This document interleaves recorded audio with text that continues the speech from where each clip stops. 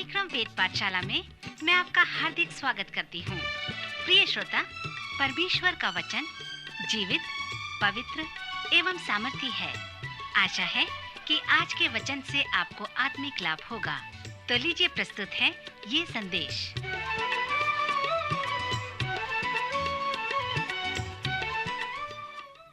नमस्कार श्रोता मित्र, वेद पाठशाला की अगली कक्षा में आपका स्वागत है। श्रोता, संसार के सबसे महत्वपूर्ण पुस्तक अर्थात पवित्र शास्त्र के अध्ययन में एक विश्वास योग्य विद्यार्थी होने के लिए मैं आपका धन्यवाद करता हूं। अब हमारे सर्वेक्षण ने हमें नए नियम में पौलुस की पत्रियों तक ले आया है। इस कक्षा में हम पौलुस द्वारा लिखी दूसरे कुरिन्थियों के अंतिम सर्वेक्षण में आ रहे हैं। इस अध्ययन में हमें पौलुस ने स्वर्गीय अनुभव के विषय में बताया है। पौलुस के पास दमिश्क के मार्ग पर उसका अनुभव है, अरब के जंगल में पौलुस का अनुभव है और उसके पास जो तीसरा अनुभव है वो स्वर्गीय अनुभव है।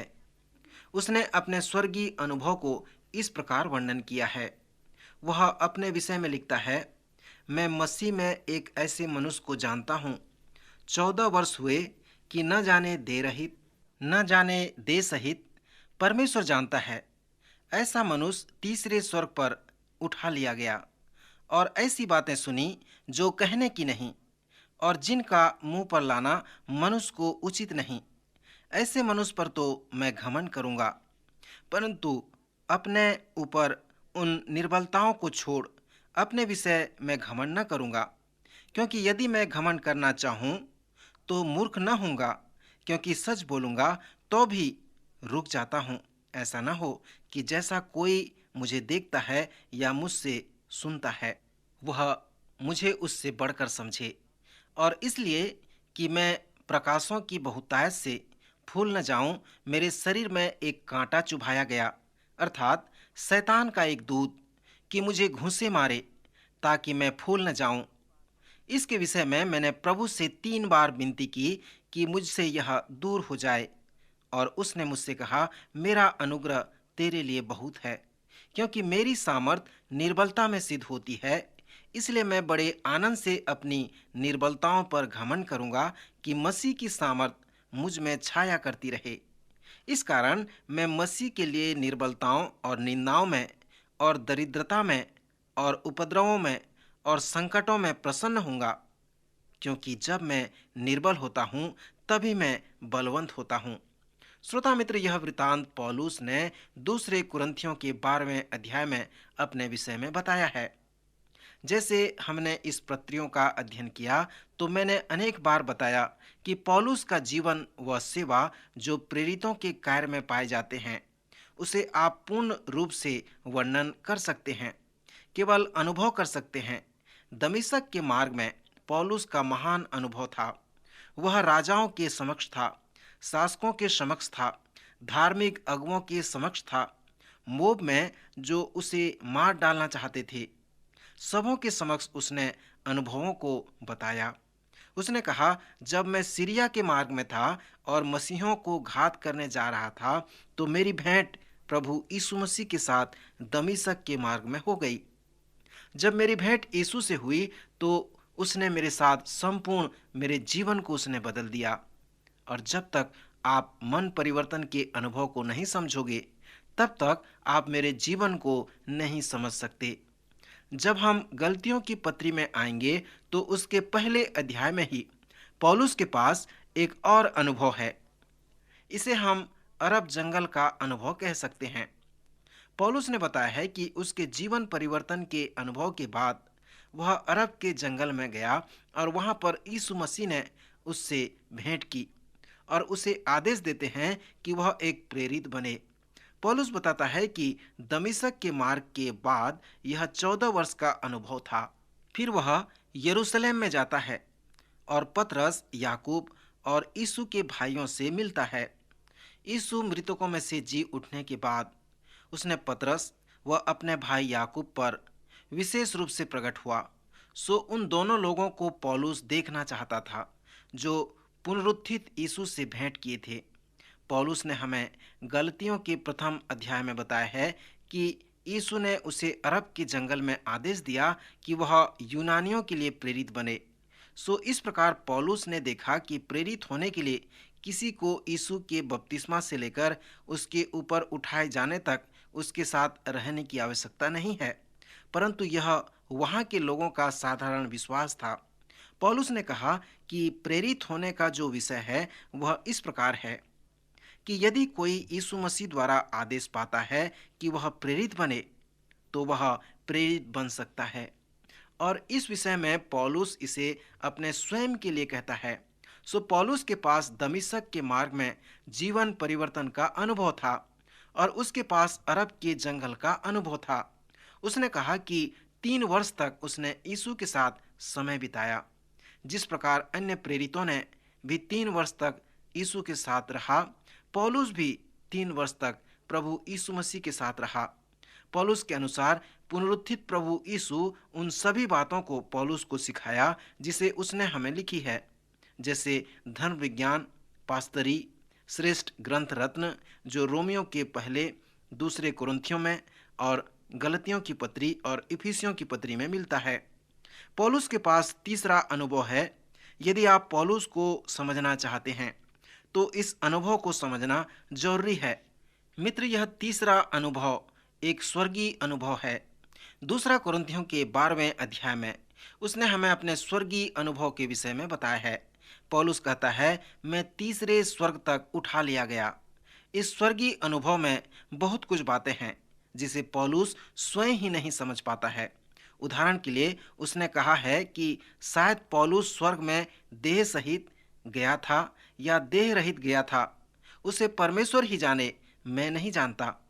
दूसरा कुरिन्थियों का ये लेखांश मेरी सहायता करता है। ऐसा लगता है कि पौलुस ने जो इस अनुभव का वर्णन किया वह उस समय हुआ जिस समय वह लुस्त्रा में उसे पथरवा किया गया था। कुछ विश्वास करते हैं कि जब उस पथरवा उसे किया गया उस समय वह मर गया था और तीसरे स्वर्ग तक उठा लिया गया था। सो पौलुस कहता है कि जब वह तीसरे स्वर्ग तक उठा लिया गया तो स्वर्गीय अनुभव में जिन बातों का उसने अनुभव किया है उसे उसने किसी को नहीं बताया। उसने कहा है कि स्वर्ग लोक पर मैंने जो बातें सुनी वो कहने को नहीं, और जिनका मुंह पर लाना मनुष्य को उचित नहीं, क्योंकि मुझे ऐसे कुछ बातों को बताने के लिए अनुमति नहीं मिला है। दमिश्क के मार्ग के अनुभव के पहले पौलुस बहुत विद्रोही था। वह मसीह का एक बड़ा विरोधी था। वह दमिश्क मार्ग के अनुभव को प्राप्त करने के बाद उसके जीवन में जो परिणाम हुआ कि वह महान प्रचारक बन गया, महान शिक्षक बन गया, महान पास्टर बन गया और मसीही इतिहास में एक महान लेखक भी बन गया। वह मसीह के लिए जिया, मसीह द्वारा जिया और मसीह में जिया, क्योंकि पौलुस एक रब्बी था, एक गुरु था, एक विद्वान था, बड़ा ज्ञान रखने वाला व्यक्ति था। इसलिए उसके मन को बदलना कठिन था। उसे अरब के जंगल में 3 वर्ष तक ये समय लग गए और वहाँ से एक बड़ा अनुभव को प्राप्त करने के बाद वह वहाँ से बाहर होकर आता है। इसलिए उसका सभी पत्री प्रेरणादायक पत्री हैं और गुण बातों से और सच्चाइयों से सभी पत्रियां भरे हुए हैं। क्योंकि पौलुस तीसरे स्वर्ग तक उठा लिया गया था, वहाँ के अनुभव को जान गया था, सो उसकी हार्दिक इच्छा थी कि वह संसार को छोड़कर स्वर्ग में जाए और मसीह के साथ वहाँ पर रहे। फिलिपियों की पत्री के 1 अध्याय में उसने हमसे कहा है कि मेरे लिए मरना लाभ है, इस संसार को छोड़कर स्वर्ग में जाना अच्छी बात है। परंतु उसने फिलिपियों से कहा है कि क्योंकि तुम्हें मेरी आवश्यकता है, इसलिए मैं स्वेच्छा से इस पृथ्वी पर जीवित रहना चाहता हूँ। जब उसने इफिसियों की पत्री को लिखा तो उसके लिखने का विषय था स्वर्गीय स्थानों में। उसने इफिसियों और हमें कहा है, हमारे प्रभु यीशु मसीह के परमेश्वर और पिता का धन्यवाद हो कि उसने हमें मसीह में स्वर्गीय स्थानों में सब प्रकार की आशीषें दी है। उसके कहने का तात्पर्य यह है कि स्वर्ग वो स्थान नहीं कि आप मरने के बाद वहां जाएं और वहां पर रहें, परंतु स्वर्ग वो राज्य है, वो आयम है जहां पर आप इसी समय रह सकते हैं। उसने इफिसियों से और हमें प्रोत्साहित किया है कि तुम स्वर्गीय स्थानों में जीवन बिताओ। यूहन्ना के 3 अध्याय में जब यीशु और निकोदेमुस की वार्तालाप होती है तो यीशु ने हमें एक सूत्र दिया है। यीशु ने निकोदेमुस से नए जन्म के विषय में बताया और निकोदेमुस 2 बार पूछा कि यह बातें क्यों कर हो सकती है। यह सुनकर यीशु ने उससे कहा, तू इस्राएलियों का गुरु होकर भी क्या इन बातों को नहीं समझता?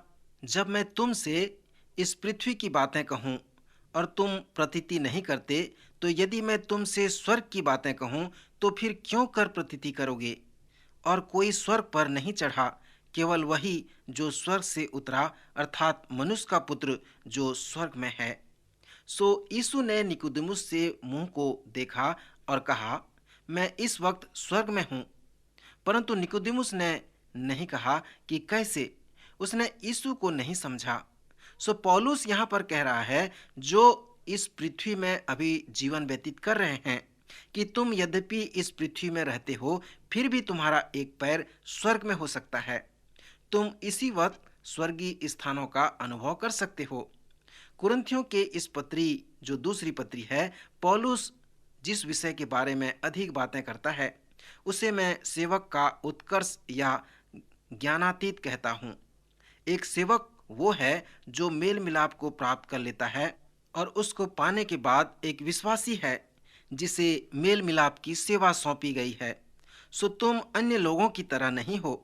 उसने ये भी कहा है कि अविश्वासियों के साथ असमान जुए में न जूतो, क्योंकि धार्मिकता और अधर्म का क्या मेल जोल, या ज्योति और अंधकार की क्या संगति। सो इस संसार में ऐसे अनेक बातें हैं जो विश्वासी और अविश्वासी के मध्य में अंतर है। सेवक जो मसीह के चेले हैं, मेल मिलाप को प्राप्त किए हैं, उनका एक पैर स्वर्ग में है। मसीह ने उन्हें बदल दिया है। सो वे स्वर्गीय स्थानों का अनुभव इसी पृथ्वी पर भी कर सकते हैं।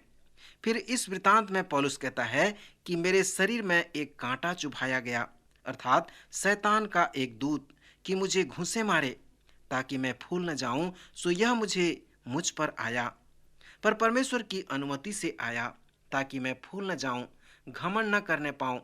सो मुझे नम्र करने के लिए परमेश्वर ने इस कांटा को मेरे शरीर में चुभाया। पौलुस के पास चंगाई सेवकाई भी थी। वह महान प्रचारक, महान उपदेशक, महान शिक्षक था और एक महान चंगा करने वाला भी था।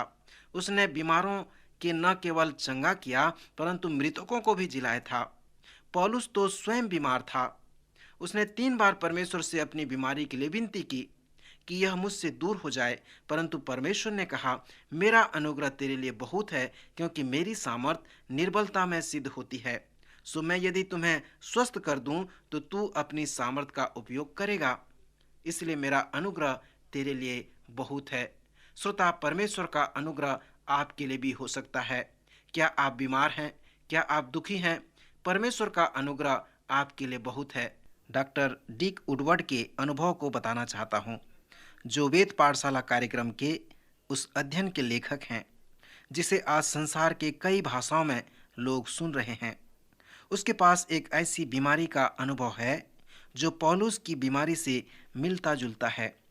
डॉक्टर कुबलर रोज ने अपनी एक पुस्तक में बताया है कि हम ऐसे बीमारी के समय में 5 स्तरों में होकर चलते हैं। प्रथम है नकार या अस्वीकृति, फिर है क्रोध, फिर निराशाएं, फिर सौदाकारी या समझौता करना, फिर अंत में हम उस स्थिति में आते हैं जो स्वीकृति या विश्वास करना कहलाता है। शांति हमारे स्वीकृति या विश्वास करने के द्वारा आता है। जब प्रोफेसर डिक वुडवर्ड एक बड़े अस्पताल में गए तो उन्हें कहा गया कि उन्हें एक बीमारी है कि वे दौड़ नहीं सकते, परंतु उन्होंने विश्वास नहीं किया। जब उन्हें इसका अनुभव हुआ तो वे जानने पाए। एक बार उन्हें बाजार से कुछ लाना था, सो वे अकेले चल दिए। अनेक दुकानों को जाने पर भी उन्हें वो सामान नहीं मिला। दुकान से जब वे अपनी कार तक आना चाहे, वे चल नहीं सके। वे गिर पड़े और लोगों ने सोचा कि वह शराबी है और अधिक शराब पीने के कारण चल नहीं पा रहा है। अंत में किसी तरह वे अपनी कार तक आए और वे इतने कमज़ोर हो गए थे कि कार के ब्रेक व क्लच को पैरों से दबा नहीं सकते थे। उन्हें स्मरण है कि उन्होंने परमेश्वर से प्रतिज्ञा किया कि यदि मैं इस कार से वापस चला जाऊं तो ऐसा फिर कभी नहीं होगा। सो यह उनकी अस्वीकृति थी। उन्होंने उस सच्चाई को अस्वीकार किया था कि उनके पास शारीरिक बीमारी है। अंत में वे दूसरे स्तर में आए जो क्रोध था। वे एक दीवान को कुचल देना चाहते थे। फिर क्रोध के बाद निराशा आई। परमेश्वर के सेवकों के पास निराशाएं आती हैं। भजन संहिता को पढ़ें। भजनकार अनेक बार निराश हुआ था। उसने इसका अनुभव भी किया था। फिर वह सौदाकारी या समझौता की स्थिति में आया, पर अंत में स्वीकृति या विश्वास करना आता है, जिस प्रकार पौलुस के जीवन में आया है। वह जानता था कि कुछ ऐसी बातें हैं, ऐसे कार्य हैं जिसे परमेश्वर चाहता है कि हम करें। 20 वर्षों से परमेश्वर उसे बताना चाहता था कि वह जाने कि वह एक बाइबल अध्ययन चलाएगा, पर अंत में उसने परमेश्वर की बात मान ली। परमेश्वर को ये अधिकार है कि वह हमारे जीवन को देखे और कहे, तुम्हारे सेवा और जीवन के साथ साथ मैं चाहता हूं कि तुम कुछ और कार्य करो। तुम स्वस्थ होकर ये सभी कार्य नहीं कर सकते, सो मैं तुम्हें कमजोर रहने देता हूं। इसी प्रकार परमेश्वर ने डिक वुडवर्ड के साथ में किया, और वह भी पौलुस के अनुभव इसी प्रकार का था। और मैं इस प्रयोग को अपने जीवन में लागू करता हूं, और मुझे यह निश्चय है कि आप भी पवित्र शास्त्र के इन सिद्धांतों को अपने जीवन में लागू कर सकेंगे। इन दिनों में हम पौलुस द्वारा लिखी कुरिन्थियों की दूसरी पत्री का सर्वेक्षण कर रहे हैं। दूसरे कुरिन्थियों के 10वें अध्याय में पौलुस हमसे कहता है जो उसके जीवन से होकर बाहर आता है, अर्थात उसके शरीर में कांटे चुभाए जाने के अनुभव के विषय में। मैं पौलुस के इन शब्दों को आप इस प्रकार सुने। पौलुस वही जो तुम्हारे सामने दीन हूं, परंतु पीठ पीछे तुम्हारी ओर साहस करता हूं। तुमको मसीह की नम्रता और कोमलता के कारण समझाता हूं। मैं यह विनती करता हूं कि तुम्हारे सामने मुझे निर्भय होकर साहस करना न पड़े, जैसा मैं कितनों पर जो हमको शरीर के अनुसार चलने वाले समझते हैं वीरता दिखाने का विचार करता हूं। क्योंकि यद्यपि हम शरीर के चलाए फिरते हैं तो भी शरीर के अनुसार नहीं लड़ते, क्योंकि हमारी लड़ाई के हथियार शारीरिक नहीं, पर गढ़ों को ढा देने के लिए परमेश्वर के द्वारा सामर्थी हैं। सो हम कल्पनाओं को और हर एक ऊंची बात को जो परमेश्वर की पहचान के विरोध में उठती हैं खंडन करते हैं, और हर एक भावना को कैद करके मसीह का आज्ञाकारी बना देते हैं, और तैयार रहते हैं कि जब तुम्हारा आज्ञा मानना हो जाए तो हर एक प्रकार के आज्ञा न मानने का पलटा लें। तुम इन्हीं बातों को देखते हो जो आंखों के सामने हैं। यदि किसी का अपने पर यह भरोसा है कि मैं मसीह का हूं, तो वह यह भी जान ले कि जैसा वह मसीह का है वैसे ही हम भी हैं। क्योंकि यदि मैं उस अधिकार के विषय में और भी घमंड दिखाऊं जो प्रभु ने तुम्हारे बिगाड़ने के लिए नहीं पर बनाने के लिए हमें दिया है, तो लज्जित न होऊंगा। यह मैं इसलिए कहता हूं कि पत्रियों के द्वारा तुम्हें डराने वाला न ठहरूं। यही है वो आलोचना जिसे कुरिन्थ के लोगों ने पौलुस के विरोध में प्रकट किया था। उन्होंने उसके पत्र की कोई परवाह न की। वे कहने लगे, वह बड़ी बड़ी बातें करता है, परंतु सब शोरगुल है। जब वह यहाँ आएगा तो आप देखने पाओगे कि उसमें ऐसी कोई महानता नहीं है, और आप इस प्रकार के बेकार प्रचारक को कभी नहीं देखने पाओगे। सो वे कुरिन्थ में पौलुस के विषय में इस प्रकार कहने लगते हैं। पौलुस ने उनकी आलोचना पर इस प्रकार उत्तर दिया था, क्योंकि कहते हैं कि उसकी पत्रियां तो गंभीर व प्रभावशाली हैं, परंतु जब देखते हैं तो वह देह का निर्बल और वक्तव्य में हल्का जान पड़ता है। सो जो ऐसा कहता है वह यह समझ रखे कि जैसे पीठ पीछे पत्रियों में हमारे वचन हैं, वैसे ही तुम्हारे सामने हमारे काम भी होंगे। क्योंकि हमें यह हिवाव नहीं कि हम अपने आप को उनमें से ऐसे कितनों के साथ गिनें या उनसे अपने को मिलाएं जो अपनी प्रशंसा करते हैं और अपने आप को आपस में नाप तोलकर एक दूसरे से मिलाकर मूर्ख ठहराते हैं। यहाँ पर पौलुस कुरिन्थियों की आलोचना से अपने आप का बचाव करता है, क्योंकि उन्होंने उसके प्रेरित होने का विरोध किया था। यहाँ पर पौलुस शारीरिक रूप से कमजोर था और उसने कहा, तुम मुझे देखते हो और एक साधारण कमजोर व्यक्ति की तरह पाते हो, परंतु मैं तुम्हें बताऊं कि इस मिट्टी के बर्तन में असीम धन छिपा हुआ है और वो धन मसीह है। मेरे पास शास्त्रागार हथियार हैं, सो इस हथियार के द्वारा मैं सभी दीवार को तोड़ सकता हूँ जिसे दुष्ट की शक्ति ने परमेश्वर के कार्य को रोकने के लिए बनाया है, और हर एक भावना को कैद करके मसीह का आज्ञाकारी बना सकता हूँ। सो उसने उनसे कहा कि वह उन आत्मिक हथियारों को उनके लिए उपयोग करेगा। यहाँ पर जो चुनौती है वह इस प्रकार है कि क्या तुम उस सच्चाई को जानते हो जो कि तुम्हारे पास आत्मिक हथियार है? क्या आप ये मानते हैं कि आपके पास प्रार्थना की सामर्थ है, और जैसे आप प्रार्थना करके प्रार्थना के सामर्थ को प्रयोग करते हैं तो आपके पास आत्मिक हथियार होते हैं। इफिसियों की पत्री में पौलुस ने हमसे कहा है, वो सारे आत्मिक हथियार बांध लो जो सेवक के गुप्त उत्कर्ष हथियार हैं। सो इस प्रकार पौलुस हमारे लिए एक सक्रिय सेवकाई की रूपरेखा को प्रस्तुत करता है। उसने कुरिन्थियों को लिखकर कहा है कि मेरा हृदय तुम्हारे लिए खुला हुआ है, परंतु तुम्हारा हृदय मेरे लिए बंद हो गया है। संपर्क व वार्तालाप के लिए यह एक अच्छा आंतरिक प्रस्तुतिकरण है। आप इसे अपने घर में, अपने विवाह में लागू कर सकते हैं। जब पौलुस अपने कोमलता के विषय में कुरिन्थियों को लिखता है तो इस प्रकार लिखता है कि मेरा हृदय तुम्हारे लिए खुला हुआ है, मेरा वार्तालाप का पलड़ा तुम्हारे लिए खुला हुआ है, परंतु तुमने अपने हृदय को मेरे लिए बंद कर रखा है। मेरे लिए अपने हृदय को खोल दो। जब पौलुस कुरिन्थियों के लिए अपने हृदय को उंडेल देता है तो उसने वह अपनी सेवकाई के लिए उस पत्री को लिखता है कि वह पत्री मेरे हृदय को तोड़ देता है। मित्र, जैसे आप पौलुस के इस विषय पर उसके लेखे को देखेंगे तो आप उसकी सेवकाई के नम्रता व कोमलता को देखने पाएंगे। पौलुस इस पत्री में मन फिराव के विषय में एक अद्भुत लेख प्रस्तुत करता है। आप स्मरण करें कि पौलुस ने कुरिन्थियों से कहा था कि वे एक मनुष्य को अनुशासन में लाएं जो अनैतिक है। उन्होंने उसका बात माना और वे ऐसे लोगों को चर्च से बाहर कर देते थे। इस पत्री को लिखते हुए पौलुस ने उनसे कहा कि अब उस मनुष्य को चर्च में वापस ले लो, क्योंकि वह अनुशासन में आ गया है। उसको अपनी संगति में वापस लाकर फिर उसके दुख को दूर कर दो। जैसे पौलुस इस विषय पर लिखता है तो वह कुरिन्थ के लोगों से कहता है कि उसमें जो एक प्रकार का दुख है वह उसे पश्चाताप का उसकी ओर अगुवाई करेगा।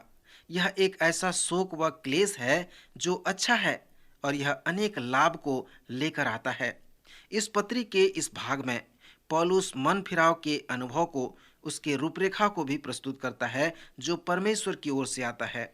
दूसरे कुरिन्थियों के 4 व 5वें अध्याय में पौलुस ने जो हमें भीतरी मनुष्य व बाहरी मनुष्य के विषय में लिखा है, उसने बताया है बाहरी मनुष्यत्व एक डेरा के समान है। इस 5वें अध्याय में उसने महान शिक्षा दी है। फिर पहला कुरिन्थियों के 15वें अध्याय में जहाँ पर उसने मृत्यु के बाद जीवन के विषय में बताया है, उसने कहा है कि विश्वासियों का मरना उस तंबू के समेटने के जैसा है उसके बाहरी मनुष्यत्व को, ताकि उसका भीतरी मनुष्यत्व मसीह के पास जाए और उसके पास सर्वदा बना रहे। 4 अध्याय में पौलुस ने एक महान पद को हमें दिया है और कहा है कि यद्यपि हमारा बाहरी मनुष्यत्व नाश भी होता जाता है तो भी हमारा भीतरी मनुष्यत्व दिन प्रतिदिन नया होता जाता है, क्योंकि हमारा पल भर का हल्का सा क्लेश और हमारे लिए बहुत ही महत्वपूर्ण और अनंत महिमा उत्पन्न करता जाता है। और हम तो देखी हुई वस्तुओं को नहीं परंतु अनदेखी वस्तुओं को देखते रहते हैं, क्योंकि देखी हुई वस्तुएं थोड़े ही दिन की हैं परंतु अनदेखी वस्तुएं बनी रहती हैं। श्रोता, सार में बताना चाहूँगा कि जब दमिश्क के मार्ग में पौलुस को अपने जीवन परिवर्तन का अनुभव हुआ और उस अरब के जंगल में अनुभव हुआ, फिर स्वर्गीय स्थानों का अनुभव हुआ, तो पौलुस इन अनुभवों को प्राप्त करके अपने आप को बड़ा नहीं समझा। हमें कभी भी ऐसे अनुभवों का अनुकरण नहीं करनी चाहिए जिसे परमेश्वर दूसरे लोगों को देता है। विशेषकर पौलुस के जैसे हमें चाहिए कि हम उन सिद्धांतों पर ध्यान करें जिन्हें दूसरे लोग परमेश्वर से प्राप्त कर अनुभव प्राप्त करते हैं। श्रोता, आज मैं कुछ विचार के साथ आपको छोड़ना चाहूँगा कि क्या आपके पास इस प्रकार का अनुभव है, पौलुस के जैसा, जो जंगल का अनुभव, जो दमिश्क के मार्ग का अनुभव, जो स्वर्गीय अनुभव है, इस प्रकार का अनुभव है? यदि है तो परमेश्वर का धन्यवाद करें और प्रभु की सेवा को, जो उसने आपको मेल मिलाप की सेवा के लिए सौंपी है, उसे आप पूरा करें। प्रभु आपकी सहायता करे कि इन वचनों के द्वारा आप अपने जीवन को आगे बढ़ा सको। प्रभु इन वचनों द्वारा आप सबको आशीष दे।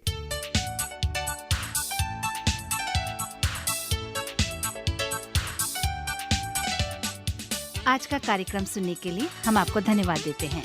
श्रोताओ, आत्मिक विषय से संबंधित कोई सवाल आपके मन में है तो आप अपने सवालों का जवाब इस पते पर प्राप्त कर सकते हैं।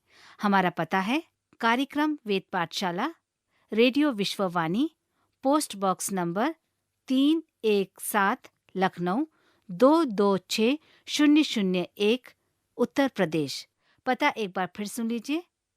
कार्यक्रम Ved Pathshala, radio Vishwavani, post box number 317, Lucknow 226001, Uttar Pradesh. और हाँ श्रोता, आप हमसे ईमेल के द्वारा भी संपर्क कर सकते हैं।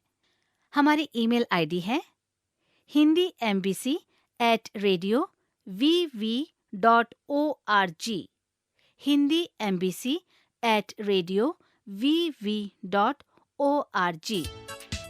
अब हमारे कार्यक्रम का समय यहीं पर समाप्त होता है। अगले कार्यक्रम में आपसे फिर भेंट होगी। तब तक के लिए हमें आज्ञा दीजिए। नमस्कार।